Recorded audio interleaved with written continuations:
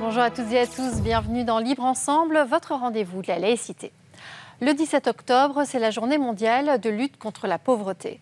Et pour de nombreuses familles qui vivent avec peu de revenus, il suffit d'un grain de sable parfois pour que tout bascule.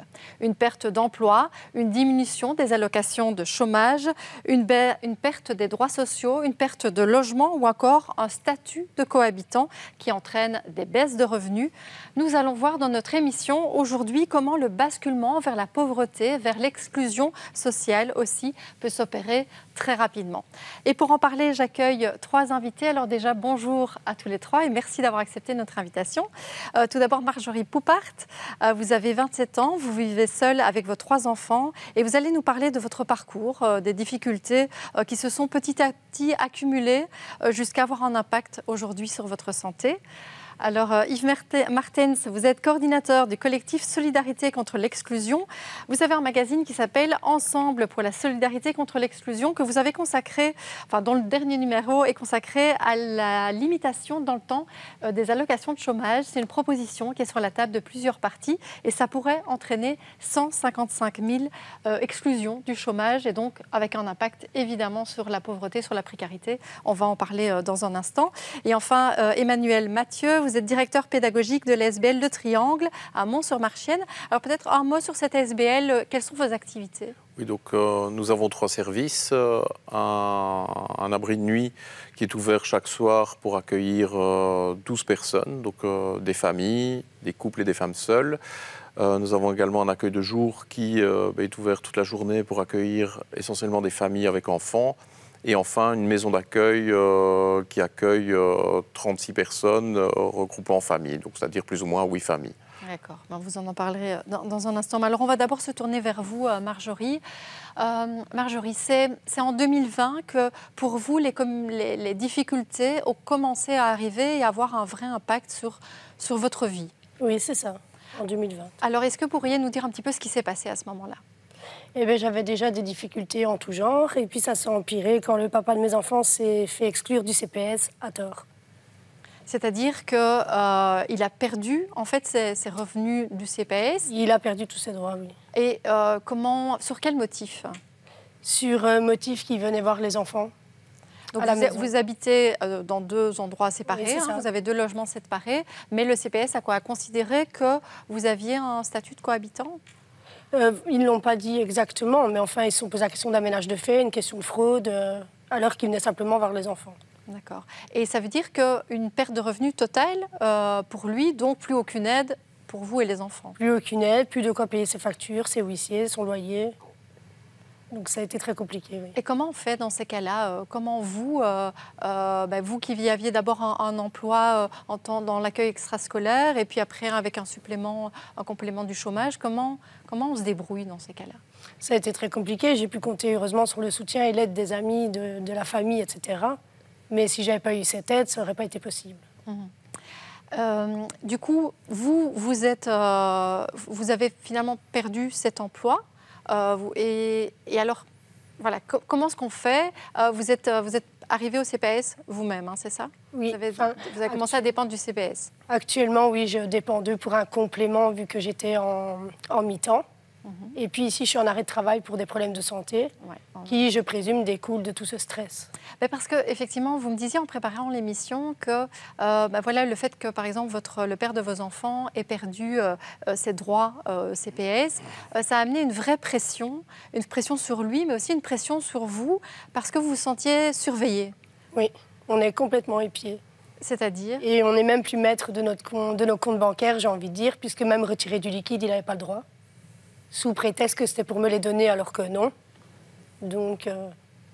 Et donc, vous sentez quoi ? Une pression de « tiens, je ne peux pas faire ce que je veux, je ne peux pas aller où je veux ». Oui, c'est ça, parce que quelquefois, il va rechercher les enfants à l'école et puis il dit « mais si ça leur revient aux oreilles que j'ai été récupérer les enfants ou si on me voit, je risque encore des problèmes. » Et moi, je suis là à dire « tu as tes droits parentaux, donc à un moment donné, tu es obligé d'y subvenir. » C'est même pas une question qui se pose.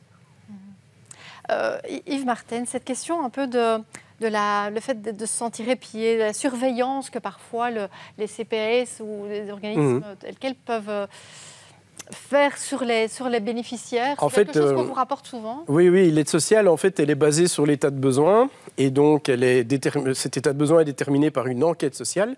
Mais cette enquête sociale, elle a comme objectif, normalement, de déterminer quels sont les besoins d'aide de la personne et quels sont les meilleurs moyens d'y remédier. Et malheureusement, très souvent, dans beaucoup de cas, certains CPS plus que d'autres, parce qu'il y a une forte inégalité de traitement, vont transformer plus l'enquête sociale comme un moyen de contrôle, voire de flicage, comme vous l'indiquez, et notamment sur les statuts cohabitants, dont dans beaucoup de cas, ils sont mal jugés. Le cas que vous mentionnez, par exemple, ça arrive souvent qu'on accuse des gens d'être faussement séparés alors qu'ils le sont réellement. Oui, donc ils ont 2 logements, mais le fait de se voir de temps en temps, on peut considérer que... Enfin, le CPS va considérer, oui, mais en fait, ils ne sont pas vraiment séparés. Alors même que quand le parent est défaillant, on va le lui reprocher aussi. Donc il y a effectivement des gens qui ne savent plus comment ils doivent se comporter dans certaines situations, quoi. Et donc on est vraiment... Le statut cohabitant pose beaucoup de problèmes d'intrusion dans la vie privée, de précarisation des gens... et puis parfois, il n'est pas interdit d'avoir quelqu'un qui reste chez soi une soirée, voire même une nuit, et on ne peut pas considérer pour autant qu'il règle principalement en commun les questions ménagères, alors que normalement, c'est ça la situation qui doit être appréciée au cas par cas. Malheureusement, beaucoup d'institutions de sécurité sociale et même de protection sociale, donc les CPS et d'autre part l'ONEM, l'INAMI, vont considérer des indices qu'ils vont interpréter sans aller plus loin. Et c'est à la personne de faire la preuve elle-même du contraire. Sauf que ce sont souvent des gens qui, étant justement précarisés, vont avoir du mal à faire ces démarches, a fortiori si elles ne sont pas accompagnées. Alors, on va reparler du statut de cohabitant, mais j'ai envie de vous poser une question, Emmanuel Mathieu. Vous qui accueillez en fait toute une série de familles précarisées qui ont perdu leur logement et qui se retrouvent chez vous, est-ce que cette pression cette pression de la société, cette pression de ne pas savoir si on rentre dans les cases, si on remplit tous ses droits, c'est quelque chose qu'ils ressentent fortement? Oui, quand j'entends la situation de Marjorie, pour moi c'est interpellant, mais les gens qui se présentent chez nous en général sont ceux qui malheureusement sont un peu plus loin, mais au mauvais sens du terme, c'est-à-dire qui ont perdu leurs droits, qui ont perdu leur logement. Et Yves parlait de la loi, et puis il y a les humains et leurs histoires, et nous, donc les travailleurs socio-éducatifs, on est toujours avec eux et en train de jongler entre le lien qu'on crée avec les gens, parce qu'il faut créer du lien, et puis quelque part le cadre, puisqu'on est dans une société régie par des lois, par un cadre, et on doit quelque part parfois recoudre, et ça va dans les deux sens, entre l'administration et les gens, et entre les gens et l'administration. C'est-à-dire qu'on va quelque part leur dire « vous avez des droits, vous devez les revendiquer ». D'un autre côté, vous avez des obligations, celles d'aller se présenter, d'avoir un document d'identité, et ce n'est pas toujours évident. Parce que ce que je voulais mettre aussi en avant, c'est qu'il y a des personnes qui en arrivent à un état de défiance vis-à-vis de la société. Donc les personnes qui sont... Je parle des personnes les plus abîmées qui arrivent en abri de nuit le soir, ou en accueil d'urgence, ou même en maison d'accueil, sont des gens qui, depuis la naissance, ne vivent que dans des institutions. Le placement, ils ont connu SAJ, ils ont connu SPJ, ils ont connu le CPS, ils ont connu... Enfin, leur vie a été entourée d'institutions qui, quelque part, leur a rappelé quotidiennement leur statut un peu marginaux de pauvres, puisque vous parliez de la pauvreté en lançant votre émission. Et parfois, même nous, avec notre casquette de travailleurs socio-éducatifs qui accueillons les gens, qui les accompagnons, on leur donne un lit, la possibilité de se nourrir, il y a une certaine défiance. Et donc on doit recoudre. Et quelque part, il est vrai que l'administration telle qu'elle est n'a pas toujours un visage très humain pour ces gens-là. Et donc on doit faire ce travail, oui, un peu de médiateur pour redonner des droits, et c'est pas toujours évident. Mais effectivement, Marjorie, est-ce qu'il y a des moments où vous êtes un peu senti perdu au milieu de tout ça, et vous dire, finalement, vers qu'est-ce que je peux me tourner? J'ai des difficultés, qu'est-ce que j'ai comme droit Bien sûr que oui, parce que, étant donné les soupçons, moi, quand j'allais demander une aide, qu'elle soit alimentaire ou autre, au CPS, c'était non. J'étais vue comme une fraudeuse, donc j'avais droit à rien. Ouais. Donc c'était hyper compliqué, parce qu'en plus, on met une mauvaise étiquette sur la tête, alors que je suis quelqu'un de très honnête. Donc ça m'a vraiment rabaissée, en fait. J'en ai fait une dépression, je suis sous antidépresseur. Ouais, mais ils ne se rendent pas compte de l'impact qu'ils font sur les gens. Alors moi, je me demande, la question c'est où est ce côté social? Parce qu'à la base, assistante sociale, comme il a très bien relevé, c'est regarder les difficultés, aider les gens à surmonter leurs problèmes et tout ça. Et eux, ils nous ont clairement enterrés, en fait. Ça montre aussi, hein, vous l'avez dit, Yves Martinez, les inégalités aussi entre CPS. Parce oui, que et puis on peut être effectivement poursuivi par une étiquette qu'on a mise sur vous et qui va poursuivre comme un stigmate. Alors parfois, si vous changez de commune, vous allez avoir accès à un autre CPS et peut-être qu'on va pouvoir repartir d'une page blanche, mais même pas toujours. Hein. Donc il y a aussi parfois des problèmes. On se dit, mais pourquoi est-ce que vous avez été exclu et tout ça. Et donc... il y a des stigmates qu'on porte longtemps en fait, et qui poursuivent les gens. Alors que normalement, dans le principe même de l'aide sociale, c'est de reconsidérer la situation chaque fois en fonction des éléments de la vie qui la modifient. Donc, dans le travail social, c'est bien prévu. Oui, alors évidemment, hein, on le sait, il y a des travailleurs sociaux qui font très bien leur travail, et puis après, il y a des CPS qui ont plus de difficultés financières que d'autres, etc. Chacun a sa politique. Vous nous avez amené quelques chiffres, Yves Martinez, justement sur les CPS et les allocations sociales et les bénéficiaires des CPS. En effet, sachant qu'une des raisons de ces problèmes de CPS et du fait que les travailleurs sociaux n'ont plus assez de temps et ont énormément de pression, c'est aussi qu'il y a une augmentation importante, comme on peut le voir sur effectivement... On va voir, je pense, les chiffres un des avec graphiques que j'ai apporté. apporté. Et on voit qu'en fait, depuis une vingtaine d'années, l'augmentation du nombre de bénéficiaires des CPS est très importante. Et ce ne sont que les bénéficiaires. Il y a encore tous ceux qui s'adressent au CPS et qui n'obtiennent pas l'aide et qui sont encore plus nombreux. Et donc ça, c'est dû à toute une série de choses. Donc notamment, il y a des mesures spécifiques par rapport aux jeunes, notamment sur les allocations d'insertion, qui fait qu'on voit qu'on a une augmentation très importante des jeunes au CPS, mais même dans ces jeunes-là, donc ceux qui ont droit à l'allocation d'insertion, c'est ceux qui ont fini leurs études, mais il y a aussi de plus en plus de jeunes étudiants qui sont dans la précarité, parce que les études durent plus longtemps, parce que les parents n'ont plus nécessairement les moyens, parce que le système de bourse d'études aussi, il faut le dire, est assez défaillant et en tout cas insuffisant. Et donc, on va se retrouver avec une augmentation très importante des bénéficiaires du CPS. Et ça, c'est un signe que la sécurité sociale ne va pas bien. Normalement, l'aide sociale, elle n'est là que pour réparer les petits trous qu'il peut y avoir dans le filet de la sécurité sociale. Et si ces trous deviennent plus grands, eh bien, évidemment, les CPS sont beaucoup plus mis à contribution. Et ça s'explique notamment par toute une série de mesures qui ont été prises, notamment contre les chômeurs, avec en 2004 l'activation du comportement de recherche d'emploi.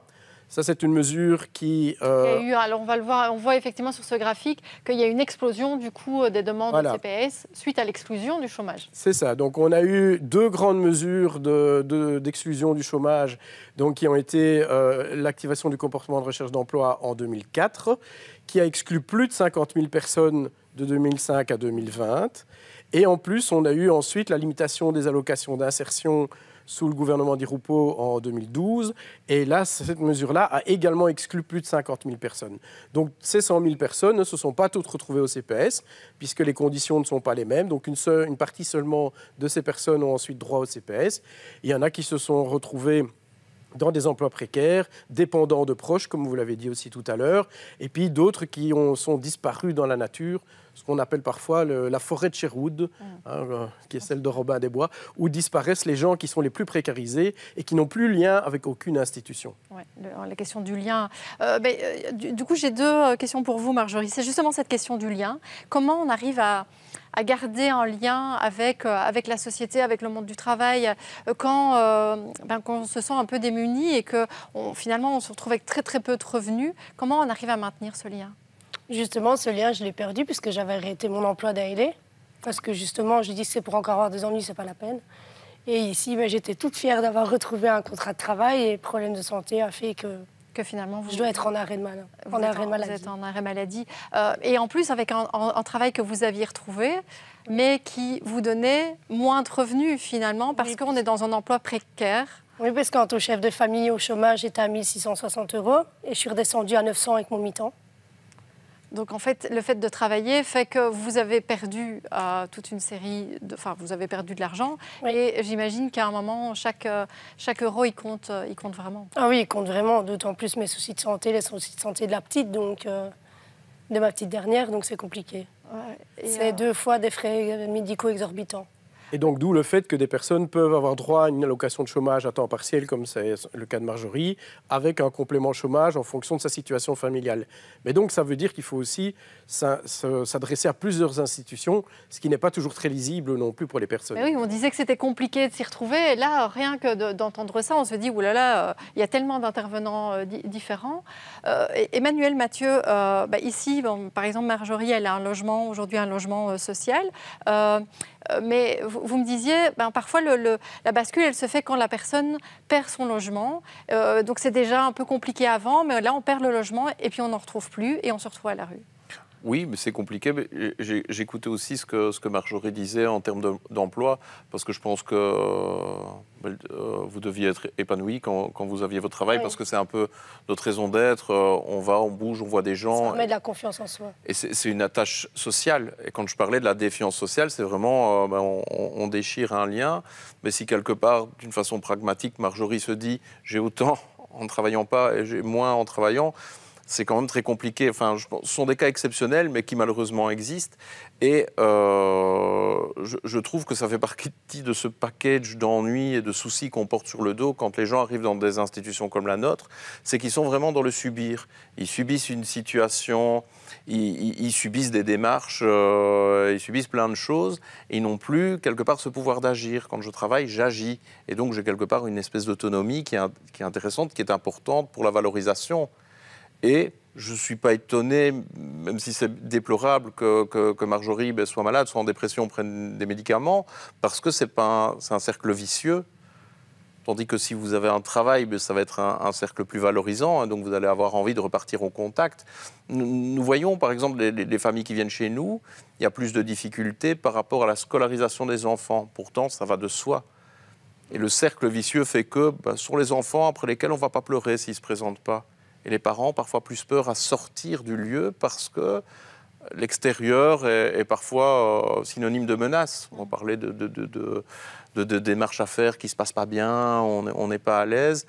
Et ce mouvement-là, ce cercle vicieux se crée et nous, on essaye de ramer à contre-courant pour dire non, votre place est dans la société, votre place en tant que parent est d'aider à la scolarité de vos enfants, d'aller à une fancy fair. C'est des choses qui parfois peuvent paraître normales et qui pour d'autres ne le sont pas.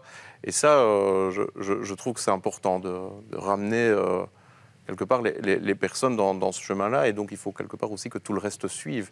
Oui, vos enfants, Marjorie, c'est l'occasion de revenir, de maintenir le lien que vous disiez que vous aviez perdu. C'est surtout un moyen de ne pas trop penser à tous ces problèmes-là. Et le plus dur, c'est que du haut de leurs 8, 7 et 3 ans, c'est que ça ne les impacte pas.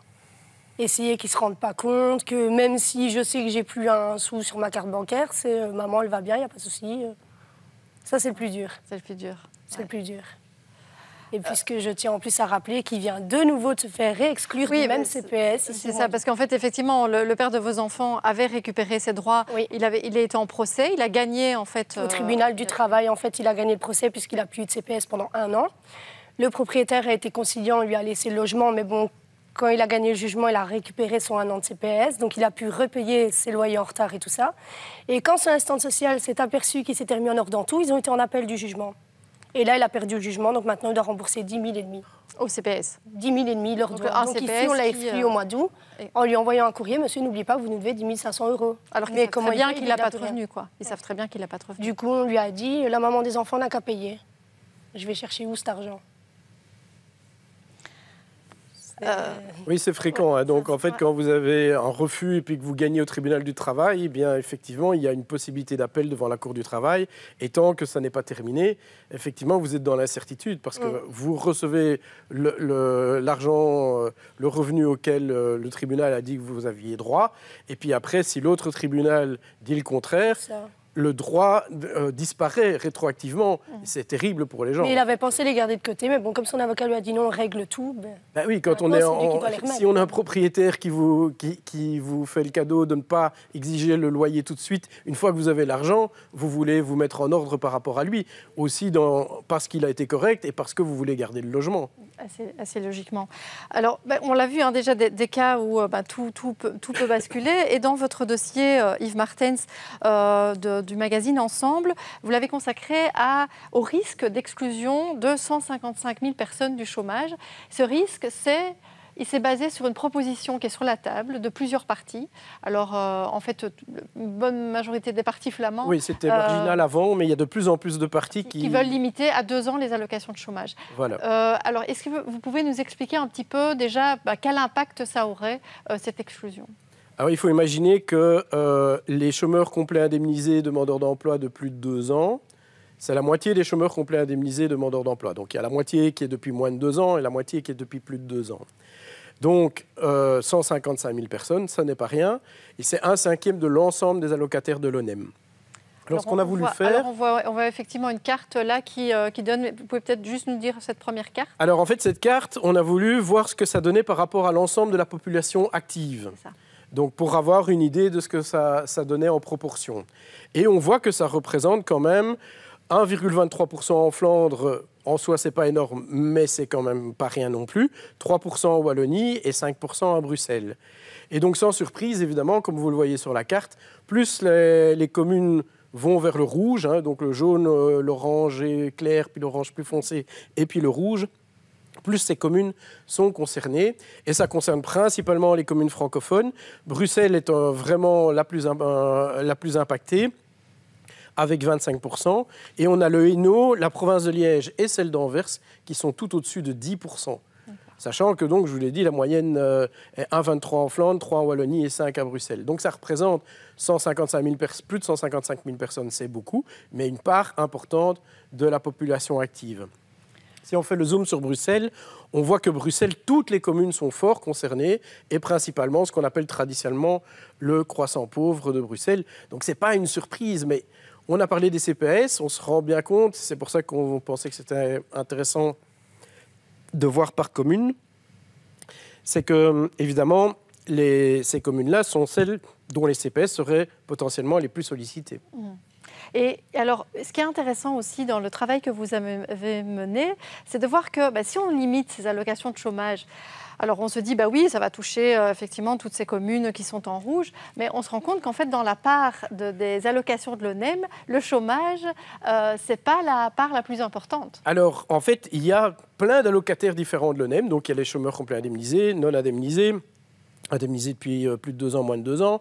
Et puis il y a aussi le chômage temporaire, qu'on a beaucoup connu sous la période du Covid. Le chômage à temps partiel, donc comme Marjorie, la situation dans laquelle elle était, elle n'avait travaillé qu'à temps partiel, donc elle n'a ouvert qu'un droit au chômage à temps partiel également. Les mesures d'emploi et d'activation, les dispenses, les créditants et toutes les autres mesures d'aménagement du temps de carrière. Et si on regarde l'ensemble, on a fait une autre carte avec l'ensemble des allocations de l'ONEM. Et là, on se rend compte que c'est beaucoup plus homogène. Il y a beaucoup moins de différences. Oui, c'est ça. Et alors, il y a cette carte. Alors maintenant qu'on voit, par exemple, ici, là, ça montre surtout que c'est en Flandre qu'il y a le plus d'allocations autres que celles du chômage. Alors, principalement les allocations d'aménagement de fin de carrière. Et là, c'est la Flandre qui est principalement concernée. Et donc, on voit bien que selon l'indicateur qu'on prend, eh bien, il y a des allocataires de l'ONEM. Dans certains cas, il y en a plus à Bruxelles. Dans certains cas, il y en a plus en Wallonie. Dans certains cas, il y en a plus en Flandre. Ouais. Et en fait, comme par hasard, on a cette attaque principalement sur la situation qui concerne davantage les Bruxelles et les grandes villes wallonnes, principalement celles de l'ancien bassin industriel. Et donc, ça ne vous étonnera pas, il y a Liège, Charleroi, Verviers, La Louvière qui viennent en tête de ces communes-là. Et donc, effectivement, aussi en termes de nombre de personnes concernées et en termes de dépenses, en réalité, il y a plus de personnes concernées en Flandre par des allocations de l'ONEM et en pourcentage également. Alors qu'on a une image que l'ONEM, ça concerne surtout des francophones qui seraient soi-disant pas volontaires, fainéants, pas tournés vers l'emploi. En fait, c'est beaucoup plus nuancé que ça. Cette image, vous avez l'impression qu'elle est toujours bien présente de « Ah ben voilà, moi je suis au CPS, je suis au chômage ». C'est quelque chose que vous avez... c'est difficile de le dire aux gens. Est-ce que c'est encore une image qui est lourde à porter ? Non, l'image-là, je l'assume parce que bon, chacun a ses difficultés. Et puis, je me suis bougée à maintes reprises pour en sortir. Maintenant, l'autre étiquette de malhonnête, oui, ça me pèse vraiment. Ouais, c'est plutôt Et je me rends l'étiquette compte de- qu'en fait, 3 ans après, c'est toujours là, puisqu'on l'a Et c'est quelque chose qui est vraiment une colère qui est là parce qu'on vous accuse de frauder. Ah oui, oui, oui, vraiment. Et cette colère, justement, et vous avez dit les difficultés, le stress, le fait d'être épié, etc. Vous le disiez, ça a eu un impact sur votre santé, j'ai envie de dire physique et mentale, les deux. Physique et mentale, oui, puisque ça m'a déclaré quand même 2, 3 grosses pathologies qui ne sont pas soignables, juste stabilisables. Oui, donc ça veut dire que vous avez des maladies aujourd'hui qui sont des maladies qui, a priori, on détecte plus tard et vous êtes particulièrement jeune pour les avoir. Oui, j'ai par exemple une ostéoporose précoce du col fémoral que normalement on n'a pas à 27 ans. C'est les femmes ménopausées ou préménopausées normalement, qui du coup m'a créé une préménopause. Heureusement que j'ai déjà 3 enfants, au moins il n'y a pas de regret. J'ai la sclérose en plaques, la spondylarthrite ankylosante, la fibromyalgie et ma dépression. Ça veut dire que là, tout ça s'ajoute finalement au reste. Aujourd'hui, vous êtes sur la mutuelle La alors mutuelle, oui, depuis mi-juin. Et est-ce que parfois le fait, enfin vous l'avez dit, vous avez déménagé, le fait d'avoir des contacts avec d'autres CPS, d'autres mutuelles, est-ce que vous sentez quand même qu'il y a un soutien qui est là ou c'est quand même encore compliqué? Le CPS de ma commune est très compréhensif, ils ne traquent pas les gens, ils ne sont pas hyper stricts. Donc là, on voit qu'il y a une inégalité entre les Il y a une inégalité parce que quand je leur ai expliqué la situation, ils m'ont dit mais c'est pas normal, ils n'ont pas le droit de faire ça. Enfin, et ils m'ont dit clairement que c'était un acharnement intempestif sur le papa des enfants. Et qu'il y a des répercussions sur vous. Sur moi, oui. Et les enfants indirectement, puisque fatalement... Vous voyez comment l'avenir, Marjorie? À ce niveau-ci, j'arrive même pas à me positionner. Je me dis j'essaie de garder la tête froide, la tête sur les épaules et essayer que ça s'arrange. C'est de la survie à court terme. C'est de la survie. C'est ça. Ouais, la survie. Emmanuel Mathieu, oui, la survie, c'est vraiment quelque chose que vous constatez. C'est des familles qui essayent de survivre. Oui, parce que quand les familles arrivent chez nous, quand il suffit parfois d'un petit quelque chose, quand on est à la limite pour basculer. Alors qu'est-ce qu'on fait? On part au plus urgent, c'est trouver à manger, trouver un lit pour la nuit. Et quelque part, ça occupe tout le temps. Donc c'est-à-dire qu'on va occuper toute sa journée à ce que je vais manger, où je vais poser mes bagages, parce que souvent les gens, ils ont des bagages, c'est très pragmatique. Et comment je fais pour conduire les enfants à l'école? On parlait des enfants. Quand on a dormi dans un abri de nuit, il y a un sentiment de honte. Et ça, c'est très dur. Enfin, Marjorie, vous parliez de vos enfants et de dire je réussis à les préserver de ça. On voit que les parents essayent au maximum de les préserver de ça, mais ça occupe beaucoup de temps. Et nous, avec nos moyens, on essaye de quelque part les rassurer, parce que c'est peut-être un traumatisme qu'ils vont porter pendant des années et des années. Et je pense que ce qui est important à faire, c'est de leur donner...